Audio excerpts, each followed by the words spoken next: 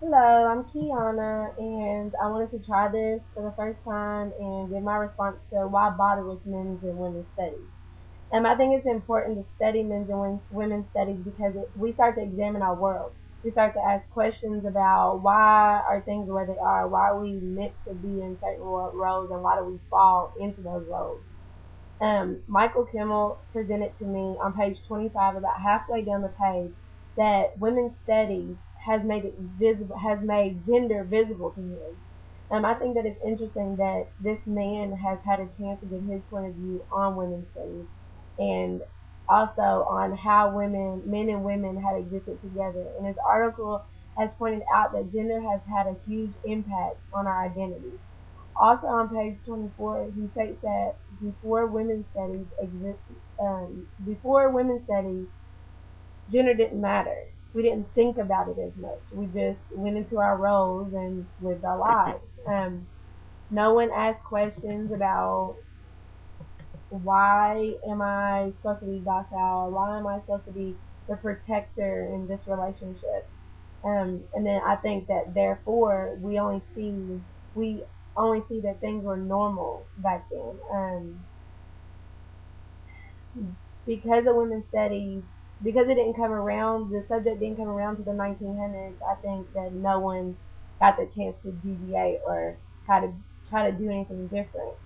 Um, the main issue that I found so far with women's studies is a woman's struggle to be known and not just be in the background and not just be the mother of the children and not just be the caregiver of the home. Um, I enjoyed reading the first section of 1.1, which is what is women's studies. It gave me a historical background that I hadn't received before now. It told me that women's studies didn't become a part of our lives until the 1900s, and from there it has become a growing subject. As I said before in our discussion in 1.2, we must look at religion as well as social factors. Man came first in the Bible, and because of the lack of companionship, woman was created. She was created from the rib of man so that she would be the perfect companion. Man tried to find companionship in animals, in his work, in his land, but it didn't work. Therefore, God made woman. And just as the man was made to look like God and be his presence on earth, so is she. This makes me think about what a woman's role on earth is intended to be. While man was made to be the provider, to go out and hunt, find the food, and protect his wife, the woman was made to be a companion and take care of the emotional needs of her husband. She was made to take care of the home. I believe that that's why women and men have taken on their gender roles respectively. Man is seen as to be strong and brave, and women to fall back and take care of everything else. While I'm a Christian, I believe this to a certain extent, because at what point are we allowed to tweak our intended roles and just due to our circumstances? In the beginning, men and women, no matter what issues they encountered, they stayed together. They stayed married, no matter what.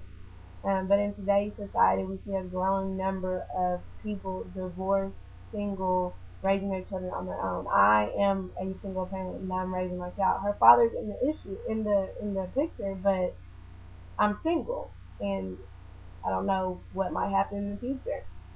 Um, and we also see a lot of homosexuality that's beginning to just be a norm in our world, in our society.